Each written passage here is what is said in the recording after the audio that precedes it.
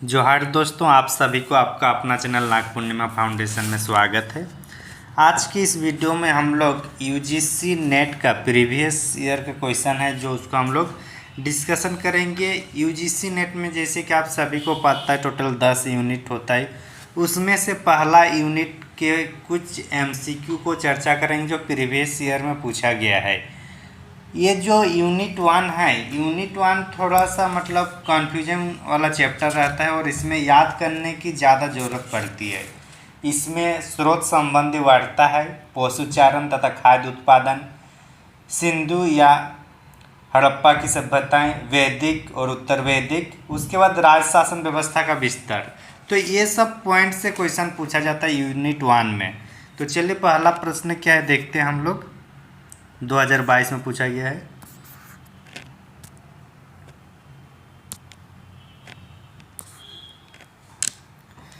कि ऋग्वेद में उल्लेखित मृधर्वाच निम्नलिखित में से किसकी ओर संकेत करता है? मृधर्वाच ये उसको कहा जाता है जो बलि नहीं देता है, वह जो बलि नहीं देता है। तो इसका आंसर क्या हो जाएगा? बी हो जाएगा। आगे चलते हैं।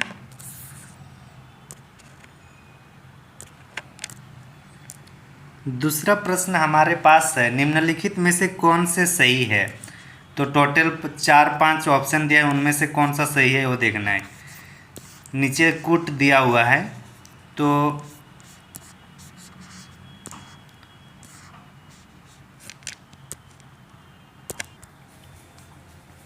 तो आगे हम लोग चलते हैं। दूसरा प्रश्न है कि जैन संघ विश्व की सबसे प्राचीन धार्मिक संप्रदाय है। तो हाँ, ये सबसे प्राचीन संप्रदाय है, मतलब पहला सही है।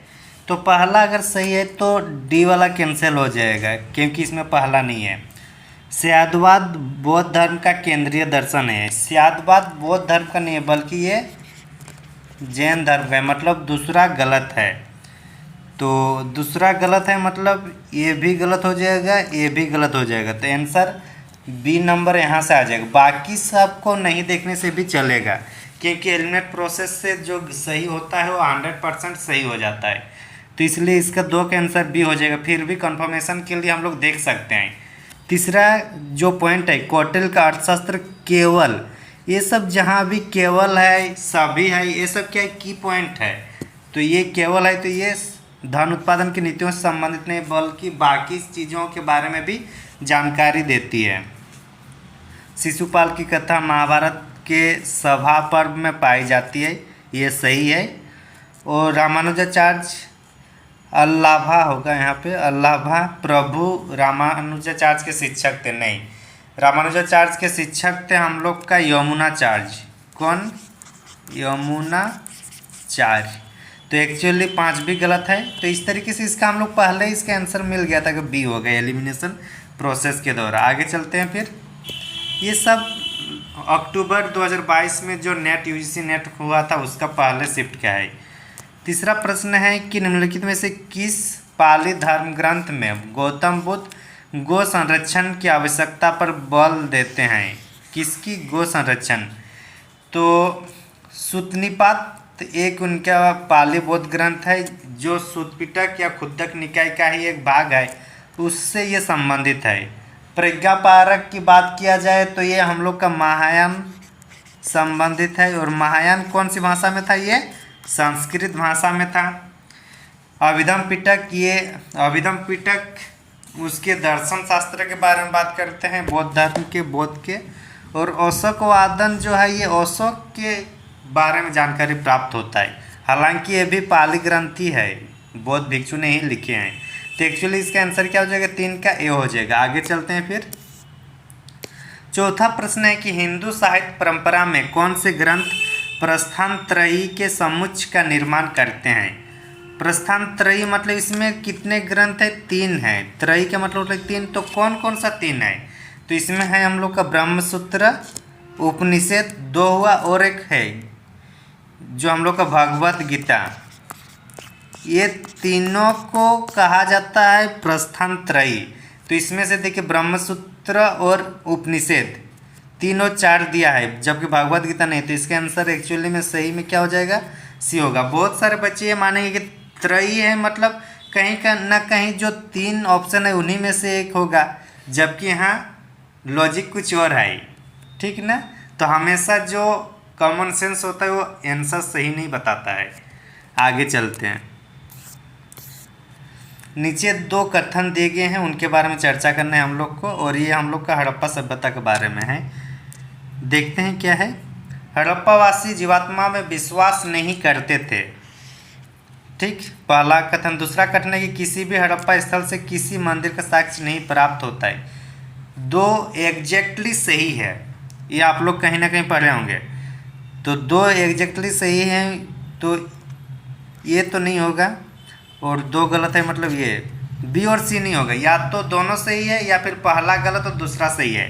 तो देखिए, जीवात्मा में विश्वास नहीं करते थे, कहीं ना कहीं ये गलत है। क्यों? क्योंकि हम लोग बलि देने का प्रथा हम लोग देखे हैं, बलि देते हुए दिखाया गया है। तो कहीं ना कहीं बलि दे रहे मतलब उसका जीव का आत्मा है, तभी तो उस आत्मा को बलि देकर संतुष्टि दिलवा रहे हैं। तो इसलिए इसका आंसर क्या होगा? ये वाला कथन गलत होगा और बी सही है। तो कौन सा है? D number. तो ये इसका आंसर हो जाएगा। हड़प्पा सभ्यता में दिखाया गया है ना कि मतलब बलि देते हुए एक सिक्का प्राप्त हुआ है, तो इसलिए वहाँ से हम लोग इसको लिंक करेंगे पहला वाला को। आगे चलते हैं फिर। अच्छा, इसमें ध्यान देने वाली बात है, मंदिर का साक्ष्य नहीं है लेकिन पूजा पाठ होता था, और पूजा पाठ में लिंग पूजा और मूर्ति पूजा दोनों होता था हड़प्पा सभ्यता में। ये ध्यान देने वाली बात है। छठा प्रश्न है कि निम्नलिखित कथनों में से कौन से सही है? तो देखिए, चलिए सही कौन सा देखते हैं। गृहपति पद का यथार्थ सामाजिक शब्दावली में आशा है कि समृद्ध गृहस्थ, सही है। ठीक, गृहपति की संपदा उसकी स्वामित्व वाली भूमि और धनी व्यापारी के रूप में आती है, ये भी सही है। व्यापारी के रूप में गृहपति द्वारा संपदा या संपत्ति जो अर्जित करने की अवस्था में उसे सेठी गृहपति कहा जाता था, ये भी सही है। ब्राह्मण गृहपति का वर्णन ब्राह्मण के रूप में मिलता है जिससे भूमिदान प्राप्त हुआ हो, भूमिदान, ये भी सही है। गृहपति सेना में भी शामिल होते थे, ये सेना में लोग शामिल नहीं होते थे। तो इसका मतलब है कि 1 से लेकर 4 इसका आंसर हो जाएगा। तो आंसर क्या हो जाएगा? डी हो जाएगा इसका आंसर, सही आंसर। ठीक है ना, सेना में शामिल नहीं होते थे गृहपति लोग, बाकी सब जितना भी ऊपर में दिया हुआ है सब सही है। आगे चलते, इन कथनों में से कौन सा सही है? चलिए देखते हैं। ऑप्शन थोड़ा लंबा है तो इसलिए एक ही स्लाइड में नहीं आ पा रहा है, कोई बात नहीं, हम लोग ऐसे समझेंगे। महापाषाण स्थल वितरण एवं विनिमय के केंद्र थे। हाँ, महापाषाण जनरली ये हम लोग का दक्षिण भारत में देखने को मिलता है, और ये वितरण और विनिमय के केंद्र थे, सही है। ठीक, कोई महापाषाण स्थल महत्वपूर्ण मार्गों पर अवस्थित थे, ये भी सही है। दक्षिण भारत में महत्वपूर्ण मार्गों में इसका साक्ष्य देखने को मिलता है। पांडिचेरी के निकट अरिकामेडू जैसे पत्तन महापाषाणीय कार्यकलापों द्वारा हिंटरलैंड से जुड़े हुए थे, ये भी सही है। अरिकामेडू के उत्थान में शीशों और बर्तन के रूप में रोम की वस्तुओं की श्रृंखला प्रकाशित हुई, ये भी सही है। एम्फोरा रोम के शासकों के बड़े सिक्के थे, बड़े सिक्के नहीं थे। ठीक, तो बाकी कितना होगा? 5वां वाला गलत है, बाकी सब 4 सही है। तो देखते हैं कौन सा ऑप्शन में ये है। तो 1 2 3 4 ये हम लोग का सी में होगा, हालांकि थोड़ा आगे पीछे हुआ है ऑप्शन, तो इसका आंसर क्या हो जाएगा? सी। आगे चलते हैं। भीमबेटका के शैल चित्र में निम्नलिखित में से कौन सा विषय चित्रित नहीं किया गया है? तो चूंकि भीमबेटका मतलब हम लोग पुरापाषाण काल की बात कर रहे हैं, और पुरापाषाण काल में आखेटक जिंदगी चल रहा था, तो पशुओं का आखेट था, पक्षियों का भी आखेट था, दोनों था। तो दोनों हम लोग का डी में है दोनों। सी में देखिए, खाद्यान्न पर निर्भर पक्षियों का बसेरा, तो ये जो बसेरा कहाँ कहाँ बसते थे, कहाँ कहाँ रहते थे, इसका साक्ष्य नहीं मिलता फोटो में। वहाँ जो चित्रकारी की गई है वहाँ पे दोनों का आखेट करते हुए दिखाया गया, पक्षियों और पशुओं को। यहाँ और भी अगर चित्र की बात किया जाएगा तो जो वहाँ पे यौन संबंधी था उसका भी हम लोग के यहाँ सख्त फोटो में मिलता है, किसमें? भीमबेटका के चित्र, शैल चित्रों में। आगे चलते हैं फिर, इसको मिलान करना है। भगवती सूत्र, वरुण सूक्त, सभा पर्व और शांति पर्व। ये भी हम लोग का 2022 में ही पूछा गया ये प्रश्न। भगवती सूत्र हम लोग पता है कि महाजन पद के बारे में जो जानकारी मिलता है हम लोग को भगवती सूत्रों से पता चलता है। तो एक का क्या हो जाएगा, 2 हो जाएगा। वरुण सूक्त ये सुनो सेब की कहानी है। बी का 1। सुनो सेब की कहानी का मतलब है कि सुनो सेब नामक एक लड़का था, बालक था, जिसको बलि देने के लिए रेडी किया जा रहा था, लेकिन वो भगवान या भगवानों के भक्ति में विलीन थे, इसलिए उसकी बलि नहीं हो पाता है। तो इसलिए इसका ये कहानी जो है वो वरुण सूक्त में है। तो ये बी का 1 हो जाएगा। सभा होता है राजधर्म के बारे में, तो सी का 4 होगा। और डी शांति होता है प्रशासन के बारे में वर्णन मिलता है। तो इस टाइप से इसका सही आंसर हो जाएगा। ठीक है ना। उम्मीद करता हूँ आप लोग समझ में आ गया आप लोग को। आगे चलते हैं फिर। कौन सा सही है निम्नलिखित में से, चलिए देखते हैं कौन सा सही है। अहिंसा और भक्ति भगवत परंपरा की 2 महत्वपूर्ण विशेषताएं। सही है। कोई भी परंपरा कोई भी ग्रंथ में है वहाँ पे अहिंसा और भक्ति रहेगा ही। तो 2 महत्वपूर्ण परंपरा, एक सही है। एक सही है मतलब डी तो ये गलत हो जाएगा क्योंकि इसमें एक नहीं है। महाभारत यह स्थापित करता है कि कृष्ण और विष्णु अपने देवत्व में एक है। हाँ, दोनों अपने आप में मतलब विष्णु का ही रूप कृष्ण को माना जाता है महाभारत के अनुसार। तो ये भी सही है। 2 भी सही है। तो 2 सब में है, तो ए, बी और सी होने के चांस है। बौद्ध धर्म का थेरवादी बुद्ध को पूजा जाने वाले ईश्वर के रूप में मानता है। तो थेरवादी जो है ना, थेरवाद जो है ये लोग हीनयान लोग हैं। कौन? और हीनयान लोग बुद्ध को ईश्वर के रूप में नहीं माने बल्कि बुद्ध को एक महापुरुष के रूप में माने हैं। तो इसलिए तीसरा वाला गलत हो जाएगा। महायान संप्रदाय के लोग बुद्ध को एक भगवान के रूप में माने हैं और उसकी मूर्ति पूजा किए हैं, जबकि हीनयान लोग नहीं किए हैं। और हीनयान में कौन आता है? थेरवाद। तो इसलिए तीसरा गलत हो जाएगा। और अगर तीसरा गलत हो जाएगा तो मतलब बी भी कट गया। तो आंसर या तो ए होगा या फिर सी। उसमें भी देखिए 1, 2 और 5 दोनों में कॉमन है। तो हम लोग डायरेक्ट किस में जाएंगे? 4 में। 4 में क्या बोल रहे हैं कि धम्मपद यह बताता है कि भिक्षु को बौद्ध विहार में अपना जीवन कैसे व्यतीत करना चाहिए। ये धम्मपद नहीं बताता है। धम्मपद ये बताता है कि जो भिक्षु लोग का जीवन में अनोखी कुछ कहानी हुआ, कुछ घटनाएं घटी, तो उस सिचुएशन के बारे में बताता है। तो इसलिए 4 भी गलत हो जाएगा। तो 4 ये भी गलत हो जाएगा। तो एक्चुअली इसका आंसर क्या हो जाएगा? सी हो जाएगा। ठीक है ना। उम्मीद करता हूँ आप लोग समझ में आ गया होगा आप लोग को। आगे चलते हैं। ये कनिंघम को हड़प्पा मुहर कब मिली थी? ये 1853। इसमें कुछ समझाने वाली बात नहीं है। 1853 में ये कनिंघम को हड़प्पा मुहर मिली थी 1853। कुछ वन लाइनर ईजी होता है, कुछ डिफिकल्ट होता है। और चूँकि यूनिट प्रथम जो है थोड़ा स्रोत से संबंधित है, तो इसलिए कहीं ना कहीं थोड़ा प्रश्नों में यहाँ चांस बनता है ज़्यादा मेहनत करने का। नौपाषाण स्थल दोजली हेडिंग निम्नलिखित में से किस क्षेत्र में स्थित है? कौन है दोजली हेडिंग? ये असम में है। ठीक, कहाँ पे है ये? असम में है। तो देखिए मिसमित आपका अरुणाचल प्रदेश चला जाएगा, मिजोरम। और ओबर भी हम लोग किस में जाएगा? ओबर, मिसमी, ये सब हम लोग का अरुणाचल प्रदेश में देखने को मिलता है। तो ये जो है दोजली, ये हम लोग का उत्तरी कछार पहाड़ियाँ जो असम में है। तो इसका आंसर जो होगा उत्तरी कछार पहाड़ियाँ, दोजली हेडिंग। चलिए आगे चलते हैं फिर। 13वां प्रश्न है कि ऋग्वेद काल का व्यंजन कारम्भ एक खाने का चीज़ है, ये क्या चीज़ से बनता है? तो ये हम लोग का अन्न, जौ और तिल तीनों मिलाकर ये चीज़ बनता है। कौन सा? कारम्भ। तो कहीं ना कहीं क्वेश्चन यहाँ थोड़ा ट्विस्ट करने का चांस रहता है पहला यूनिट में। आगे चलते हैं फिर। 22वें तीर्थंकर नेमिनाथ। अच्छा, नेमिनाथ का 22वें तीर्थंकर का दूसरा और क्या नाम है?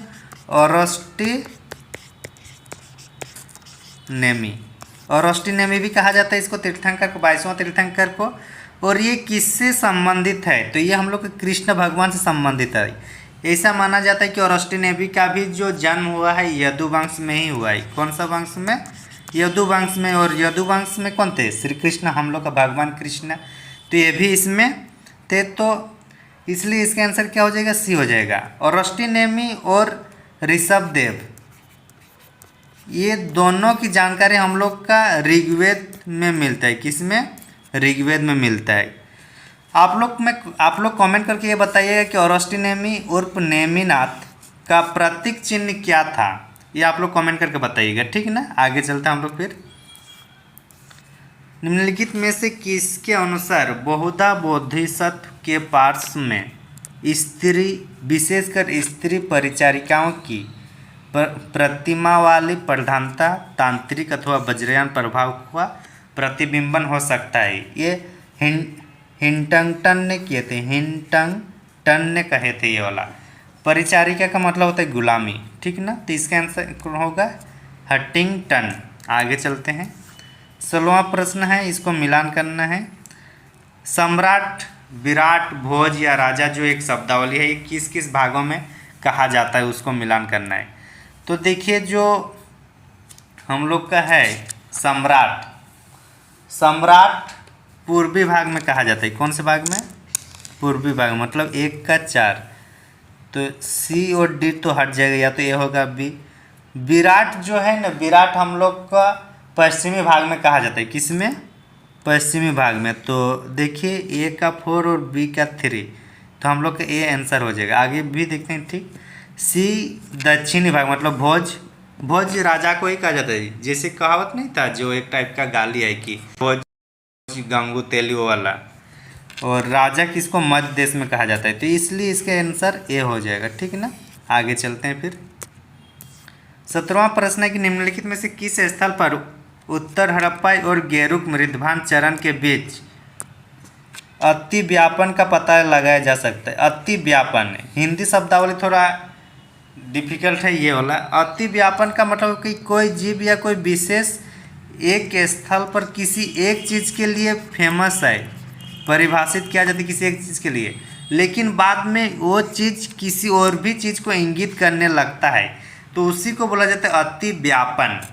तो ये जो अति व्यापन उत्तर हड़प्पा और गेरुक मृदभान जो देखने को मिलता है, ये हम लोग को यहाँ पे मिलता है बड़गांव और अम्बा खेड़ी, बड़गांव और अम्बा खेड़ी। तो इसके आंसर डी हो जाएगा।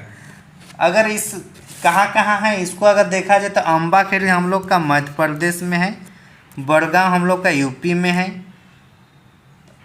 और इधर जो हम लोग का साइपाई जो है ये यूपी में है, अंतर जी खेल रहा। और नौ जो है नौ हम लोग का राजस्थान में है, नौ राजस्थान में है। झिंझाना जो है झिंझाना ये हम लोग का यूपी में है। तो इस टाइप से कभी कभी ये भी पूछा जाता है कि कौन सा स्थल कौन से वर्तमान के कौन से राज्य में अवस्थित है, ये भी कभी कभी पूछा जाता है, ठीक है ना। आगे चलते हैं। हड़प्पा सभ्यता के निम्नलिखित में से किस स्थल के चित्रित पात्र में एक वृक्ष पर मछली और नीचे लामड़ी जैसे पशु को चित्रित किया गया है, जो पंचतंत्र में वर्णित चतुर लामड़ी कथा को प्रतिबिंबित करता है? तो ये हम लोग को कहाँ पे मिला है? लोथल में मिला है। कहाँ पे?